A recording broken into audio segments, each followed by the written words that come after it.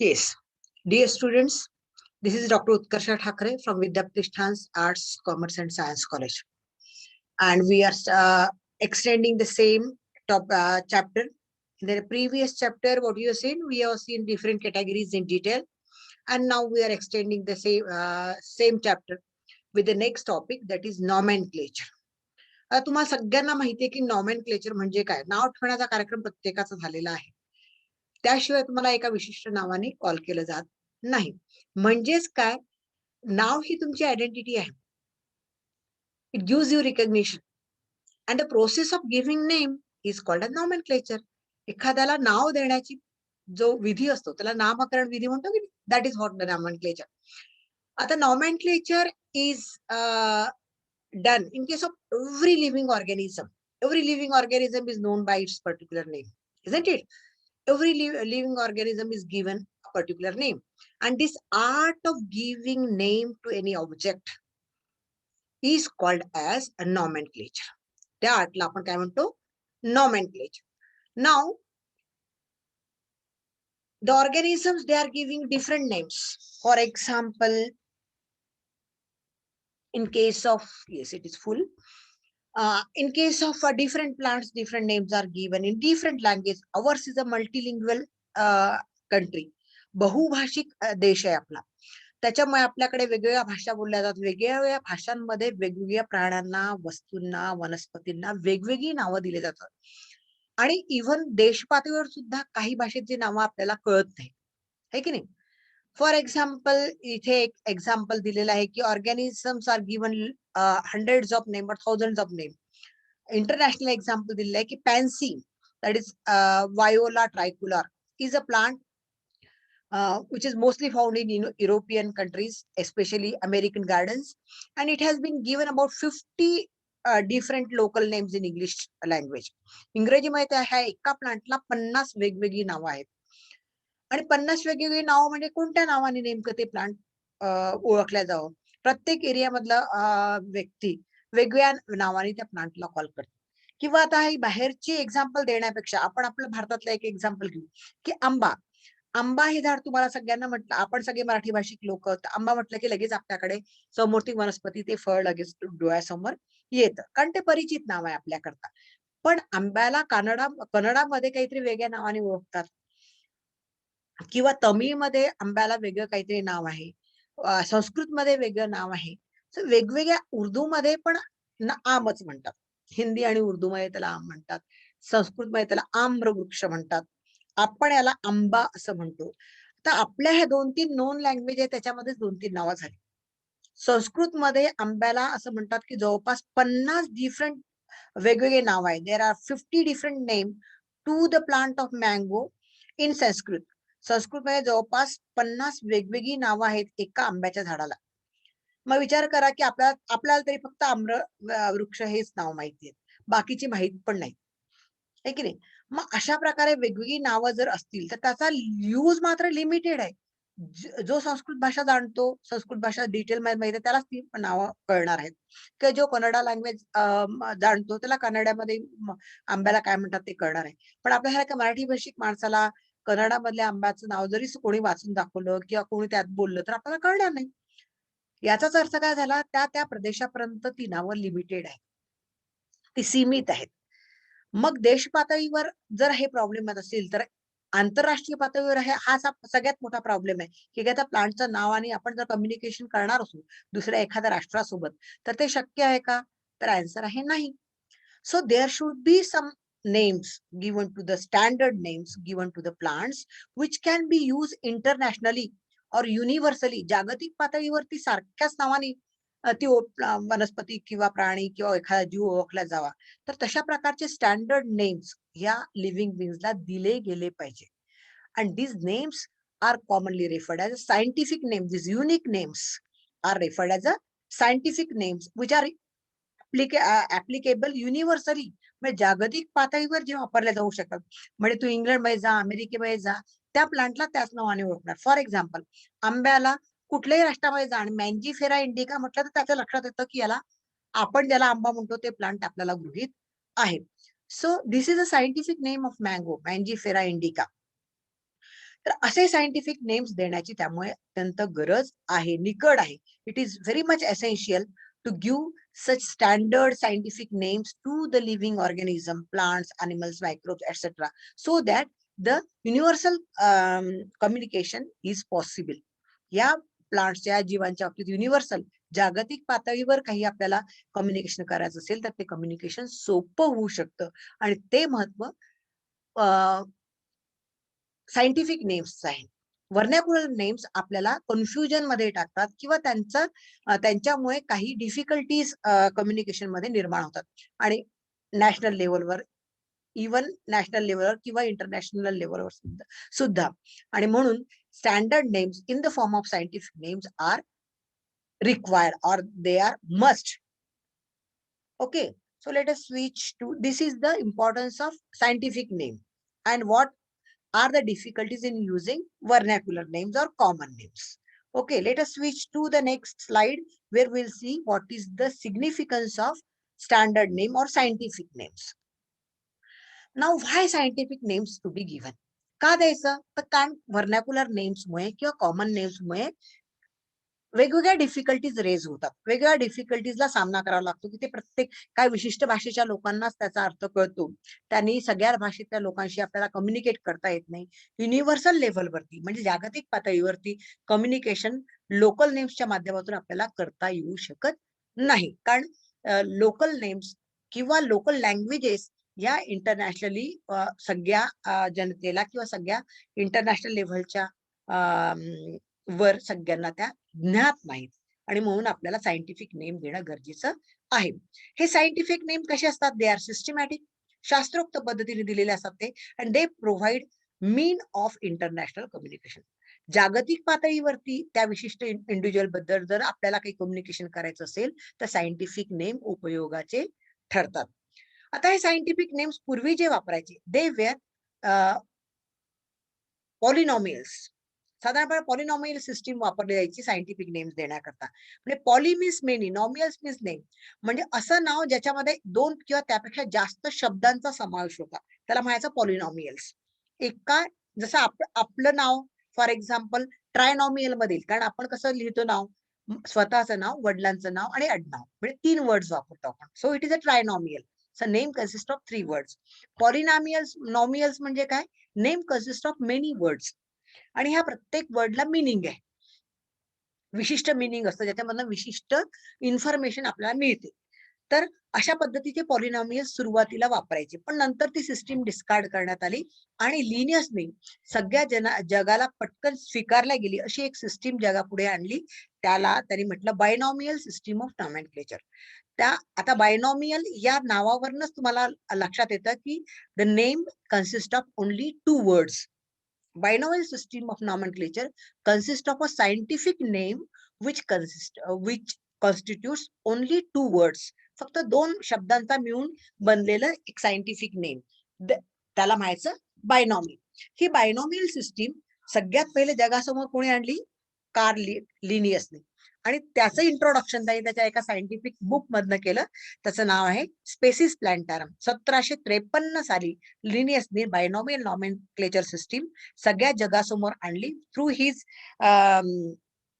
Paper published in the book Species Plantarum. या book मध्ये त्यांनी ह्या सिस्टीमचा उल्लेख असलेला निबंध लिहिलेला होता. आता एखादं सायंटिफिक नेम द्यायचं आहे, तुम्ही एखादा प्लांट शोधलंय, त्या प्लांटला तुम्हाला सायंटिफिक नेम द्यायचं आहे, तर ते नेम्स देण्याच्या काही पद्धती आहेत किंवा काय त्याचे काही रूल्स अँड रेग्युलेशन आहे. त्या रूल्स अँड रेग्युलेशनला फॉलो करून तुम्हाला नाव द्यायची असतात. ती अप्रूव्ह करून घ्यायची असतात की हे दिलेलं नाव करेक्ट आहे, असं नाव कुठे जागतिक पातळीवर कुठल्या दुसऱ्या प्लांटला नाही, ते नाव का दिले गेलेलं आहे, हे सगळ्या प्रकारची इन्फॉर्मेशन जो नाव देतो एखाद्या प्लांटला किंवा अॅनिमलला, तो सगळी माहिती ICBN ला देतो आणि ICBN मग ते अप्रूव्ह करते. ही इंटरनॅशनल लेव्हलची एक संस्था आहे. Long form of ICBN is international code of botanical nomenclature. आता ICZN पण आहे, झोलॉजिकल नॉमेनक्लेचर. आता आपण बॉटनीचा पार्ट बघतोय म्हणून मग ICBN म्हणतो, प्लांट नॉमेनक्लेचर साधारणपणे इथे रजिस्टर केलं जातं आणि मग ते कन्फर्म करतं. ICBN कन्फर्म करतं की whether the scientific name should be released at the universal level or not, म्हणजे जागतिक पातळीवर ते नाव रिलीज करायचंय की नाही, किंवा त्याला मग तशा प्रकारची मान्यता कोणाकडनं घ्यायची असते, तर international code of botanical nomenclature म्हणजे ICBN कडनं घ्यायची असते. ही इंटरनॅशनल लेव्हलवरची संस्था आहे जी ह्या अशा प्रकारच्या शास्त्रोक्त नावांना संमती देते किंवा ते रिलीज करण्याकरता रीतसर परवानगी देते की ते सगळ्या नियमांना अनुसरून आहे की नाही आणि ते खरंच एक नवीन प्लांट आहे की नाही, अशा पद्धतीने. According to this system of classification, this system, according to binomial system of nomenclature, scientific names is made up of two words. For example, sunflower, म्हणजे तुम्हाला आता सूर्यफूल सगळ्यांना माहिती आहे, त्याचं नाव काय सायंटिफिक नेम, हेलियांथस एनस is the name of sunflower. आता याच्यामध्ये हे दोन जे वर्ड आहे, पहिला वर्ड आहे हेलियांथस, दुसरा वर्ड आहे एनस. तर Helianthus indicates the name of genus, म्हणून त्याला जेनेरिक नेम म्हणायचं, आणि second word that is annuus indicates or denotes the name of species, म्हणून त्याला स्पेसिफिक नेम असं सुद्धा म्हणतात. पहिल्याला जेनेरिक नेम किंवा नेम ऑफ जीनस म्हणायचं आणि दुसऱ्या वर्डला स्पेसिफिक नेम किंवा नेम ऑफ स्पेसीज असं म्हणायचं. So a scientific name consist of two parts. One is generic name, first part is known as generic name and second part is called as specific name और species name. अशा प्रकारे प्रत्येक scientific name हे दोन वर्ड्सचं बनलेलं असतं. First as generic name, second as specific name. Okay, now we'll see the details of the rules and regulations to be followed while giving the scientific name. एखाद्या इंडिव्हिज्युअलला scientific name जर द्यायचं असेल तर कुठल्या प्रकारचे रूल्स अँड रेग्युलेशन्स फॉलो केले गेले पाहिजे, त्या बाबतीत आता आपण नेक्स्ट स्लाइड मध्ये बघणार आहोत. अत्यंत छान इंटरेस्टिंग पार्ट आहे हा, आणि ज्याला कोणाला लाईफ सायन्स मध्ये पुढे स्टडी कंटिन्यू करायचा आहे त्याला जसं सेल डिव्हिजन हे चॅप्टर कळलं पाहिजे, तसंच बायनॉमियल नॉमेनक्लेचर सुद्धा कळणं अपेक्षित आहे. So let us see what are the rules and regulation for giving the binomials. Now if you are giving a binomial, it consist of two words that we have seen in the previous slide, की दोन words असले पाहिजे, आणि generally these words are from Greek or Latin language. हे words हे Greek किंवा Latin language मधले असतात आणि याला एक स्पेसिफिक मिनिंग असतं, जे मिनिंग त्या प्लांट बद्दलची माहिती देतं. Then second is the generic name. The scientific name or binomial consists of two parts. One is generic name and second is specific name or species name. So generic, first part, that is generic name, is a simple noun and it begins with the capital letter. It is must that it should start with a capital letter. जसं आपल्या नावाची सुरुवात आपण capital लेटरनी करतो, small लेटरनी करत नाही. समजा माझं नाव उत्कर्ष आहे तर I will write you as a capital letter. मी स्मॉल लेटर्स मध्ये ते लिहिणार नाही, first letter should be capital. तसं जेनेरिक नेम मध्ये सुद्धा since it is a name, since it is noun, नाम आहे ते, आणि म्हणून त्याचं पहिलं लेटर कसं असलं पाहिजे, कॅपिटलच असलं पाहिजे. So the generic name should begin with the capital letter. Second rule is that the specific name, that is second part of the binomial nomenclature, binomial, that is a specific name, it should start with a, it should be written in a small letter. So अख्खं नावच ते small letter मध्ये लिहिलं जातं, because it is adjective and it is descriptive in nature. त्याच्यामधनं description येतं. समजा पांढरा रंग असेल त्या प्लांटच्या फुलाचा किंवा एखाद्या पार्टचा, त्याचं स्पेसिफिक नेम बरेचदा अल्बा लिहिलं असतं किंवा अल्बिनो लिहिलं असतं. अल्बा ह्या ग्रीक वर्डचा मिनिंग आहे पांढरं किंवा व्हाईट. तर मग अशा प्रकारे त्या वर्ड वरनं आपल्याला त्याचं डिस्क्रिप्शन कळतं की दिलेला प्लांट किंवा त्या प्लांटचा एखादा पाठा कसा आहे, व्हाईट आहे, म्हणून मग त्याचे स्पेसिफिकचं नाव अल्बा आहे. हे एक्झाम्पल सांगितलं मी तुम्हाला. असं स्पेसिफिक नेम वरनं त्या विशिष्ट प्लांटचं, त्या ऑर्गॅनिझमचं, त्या इंडिव्हिज्युअलचं एक वर्णन आपल्याला कळतं, काहीतरी माहिती त्या ठिकाणी कळते, म्हणून ते डिस्क्रिप्टिव्ह आहे. So therefore it is adjective. Okay. Next one is scientific name must be underlined separately if it is handwritten. जर ते handwritten असेल तर त्याला अंडरलाईन केलं गेलं पाहिजे, आणि जर ते प्रिंटेड असेल तर ते इटॅलिक प्रिंटिंग मध्ये प्रिंट केलं गेलं पाहिजे. नंतरचा रूल आहे, the scientific name should have less than 3 and more than 13 words. कमीत कमी 3 वर्ड्सचं ते असलेलं पाहिजे, 3 लेटर्सचे ते असले पाहिजे, आणि जास्तीत जास्त लिमिट काय, 13 लेटर्सची लिमिट आहे, त्याच्यापेक्षा जास्त लेटर सायंटिफिक नेम मध्ये असू नये. This is the next rule. Next is after the binomial the name of discoverer or the author should be written in the abbreviated form or full form. For example, Mangifera indica L. मँगोचं नाव आहे मँजीफेरा indica L. आता हे printed आहे म्हणून italic printing मध्ये केलं. Mangifera generic name, indica specific name, L stand for the name of author in the abbreviation that is Linnaeus. लिनियसने सगळ्यात पहिल्यांदा हे प्लांटचं सायंटिफिक नेम दिलेलं आहे म्हणून त्याचं नाव ॲब्रिव्हिएटेड फॉर्म मध्ये या ठिकाणी दिलेलं आहे. So this is about the rules of botanical nomenclature.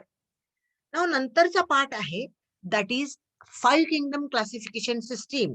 You know it well that it was put forward by R.H. Whitaker in 1969 since the three domain system was discarded. According to R.H. Whitaker, the whole living world he divided whole living world into five kingdoms as kingdom Monera, Protista, Fungi, Plantae and Animalia. Me previous lecture म्हणजे पहिल्या lecture मध्ये असं म्हटलं होतं की हा sequence असला पाहिजे 5 किंगडम्सचा. तुमच्या पुस्तकामध्ये हा सिक्वेन्स मेंटेन केला गेला नाही, त्याच्यामुळे काय होतं त्याचे कॅरेक्टर्स लक्षात ठेवायला तुम्हाला कठीण जातं. कम्पॅरेटिव्हली 5 किंगडमचे कॅरेक्टर्स तुम्हाला लक्षात ठेवणं सोपं जावं म्हणून या सिक्वेन्सने, हा इव्होल्युशनरी सिक्वेन्स आहे. सगळ्यात प्रिमिटिव्ह ग्रुप कोणता आहे, किंगडम कोणता आहे तर मोनेरा. सगळ्यात इव्हॉल्व्ड कोणता आहे तर ॲनिमॅलिया. आणि हा सिक्वेन्स ऑफ इव्होल्युशन आहे आणि इव्होल्युशनरी सिक्वेन्स लक्षात घेऊन 5 किंगडम क्लासिफिकेशनची रचना केलेली आहे. त्यामुळे तुमचा जो आता ह्या चॅप्टरचा ऑथर असेल तुमच्या टेक्स्ट बुक मधला, त्यांनी ही गोष्ट लक्षात घ्यायला पाहिजे. पण त्यांनी जर लक्षात नाही घेतली, तुम्ही आता तुमच्या अभ्यासाच्या करता हे तुम्हाला अगदी पटकन चांगल्या पद्धतीने लक्षात राहावं म्हणून हे थोडंसं बाइंडिंग लक्षात ठेवा की आपण हे 5 किंगडम या सिक्वेन्स लक्षात ठेवायचे. पहिला मोनेरा, दुसरा प्रोटिस्टा, तिसरा फंगाय, चौथा प्लॅन्टी आणि पाचवा ॲनिमॅलिया. आता कम्पॅरेटिव्ह अकाउंट जर घेतला तर मोनेरा आणि प्रोटिस्टा हे याच्यामध्ये सगळे युनिसेल्युलर ऑर्गॅनिझम्सचा समावेश आहे. कोणत्या? एकपेशीय प्राण्यांचा मोनेरा आणि प्रोटिस्टामध्ये. आणि उरलेले 3 फंगाय, प्लांटी आणि ॲनिमॅलिया हे सगळे मल्टीसेल्युलर ऑर्गॅनिझम्स आहेत. आता हे दोन्ही युनिसेल्युलर आहे, मग यांच्यामध्ये फरक काय तर पहिला प्रोकॅरियोटिक आहे, दुसरा यूकॅरियोटिक आहे. Monera consists of unicellular prokaryotic organisms and Protista consists of unicellular eukaryotic organisms. मग फंगाय पासून सगळे मल्टीसेल्युलर आहेत. मग मल्टीसेल्युलर आणि युकॅरियोटिक आहे. याचा अर्थ काय झाला आता तुम्हाला, फक्त पहिला ग्रुप हा प्रोकॅरियोटिक ऑर्गॅनिझमचा आहे, तिथून पुढचे सगळे युकॅरियोटिक आहेत. म्हणजे तुम्हाला जेव्हा याचे कॅरेक्टर्स लिहाल त्यावेळेला तुम्हाला कन्फ्युज होणार नाही की आता कोणतं युकॅरियोटिक आहे की प्रोकॅरियोटिक आहे. तुमच्या डोक्यात पक्क बसलेलं आहे की मोनेराचे मेंबर फक्त प्रोकॅरियोटिक आहे, तिथून पुढे सगळे मेंबर्स कसे आहेत युकॅरियोटिक आहे. असा कम्पॅरेटिव्ह अकाउंटने तुम्हाला ते लक्षात ठेवायचं आहे, म्हणजे सोपं जातं, लक्षात ठेवायला सोपं जातं. मग मोनेरन्स कसे आहेत युनिसेल्युलर आणि प्रोकॅरियोटिक. पुढचे सगळेच कसे आहेत युकॅरियोटिक आहे. मग प्रोटिस्टा युनिसेल्युलर युकॅरियोटिक आणि फंगाय, प्लांटी आणि ॲनिमॅलिया कसे आहे मल्टीसेल्युलर आणि युकॅरियोटिक. आणि याचा इव्होल्युशनरी सिक्वेन्स कसा आहे, सगळ्यात प्रिमिटिव्ह मोनेरन्स, सगळ्यात ऍडव्हान्स ॲनिमॅलियाचे मेंबर्स, कारण त्यांचा मेंदू शार्प आहे. They are having a highly evolved brain, ज्याच्यामध्ये आपला पण समावेश, मनुष्य प्राणी आहे तर आपला पण समावेश त्याच्यामध्ये होतो. या सिक्वेन्सने तुम्ही लक्षात ठेवायचे 5 किंगडम्स. आणि कम्पॅरेटिव्ह तुम्ही हा जर ट्री डायग्राम लक्षात ठेवला तुम्हाला याचे कम्पॅरेटिव्ह कॅरेक्टर लक्षात ठेवणं सोपं जाणार आहे. नंतर मग डिफरन्शिएशन ऑफ युकॅरियोटिक आणि प्रोकॅरियोटिक सेल, कारण फक्त आपण बघितलं की मोनेरन्स आणि नंतरचे सगळे 4 किंगडम हे युकॅरियोटिक आहेत आणि मोनेरन्स म्हटलं प्रोकॅरियोटिक आहे. आता हा डिफरन्स मात्र तुम्हाला झूलॉजी मध्ये पण पाटील सरांनी घेतलेला आहे आणि बॉटनी मध्ये पण आता हा रिपीट होतोय. याच्या अगोदर 10वी पर्यंत युकॅरियोट आणि प्रोकॅरियोटचा तुम्हाला डिफरन्स झालेला आहे. तर म्हणून आपण याचे फार डिटेल्स बघणार नाही. मेजर डिफरन्स तुम्हाला माहिती आहे की युकॅरियोट्स म्हणजे यू म्हणजे ऍडव्हान्स्ड आणि carry on means the nucleus. Nucleus कसं आहे ऍडव्हान्स्ड आहे. म्हणजेच काय, nucleus consist of nuclear membrane, nucleolus, nuclear SAP etcetera. While in prokaryotes, nucleus consists of only just a nucleoid which do not have a nuclear memory, which do not have a nuclear sap isolated. असं काही त्याच्यामध्ये असतात नाही. Common character काय आहे की दोघांमध्ये ribosomes असतात in case of prokaryotes as well as in case of eukaryotes. And second difference is membrane bound cell organelles are present in eukaryotes and that they are absent in case of prokaryote. हे major differences प्रोकॅरियोट आणि युकॅरियोट्स मधले आहे. Example म्हटलं तर major example प्रोकॅरियोट्सचं bacterias आहेत आणि अरेची bacterias आहेत. तुम्ही त्याला अर्चिया म्हटलं 3 डोमेन सिस्टीम मध्ये, त्याला अरेची बॅक्टेरिया असं सुद्धा म्हणतात. ते बॅक्टेरियाच आहेत ज्याच्यामध्ये पेप्टायडोग्लायकेन सेल वॉलला नसत नाही, प्रोटीन्सची सेल वॉल असते म्हणून त्याला अरेची बॅक्टेरिया असं आपण म्हणतो. तर त्याचं एक्झाम्पल बॅक्टेरिया किंवा अरेची बॅक्टेरिया आलं. आणि युकॅरियोट्स मध्ये तर तुम्हाला आता प्रोटिस्टा नंतरचे सगळेच मेंबर एक्झाम्पल मिळतील तुम्हाला, म्हणजे फंगाय आहेत किंवा प्रोटिस्टन्स आहेत किंवा प्लांटीचे सगळे मेंबर आहेत किंवा अॅनिमलीचे सगळे मेंबर्स. तर हा अत्यंत सोपा भाग होता. या ठिकाणी हे छोटंसं लेक्चर आपण संपवतो आणि will stop over here. Thank you very much.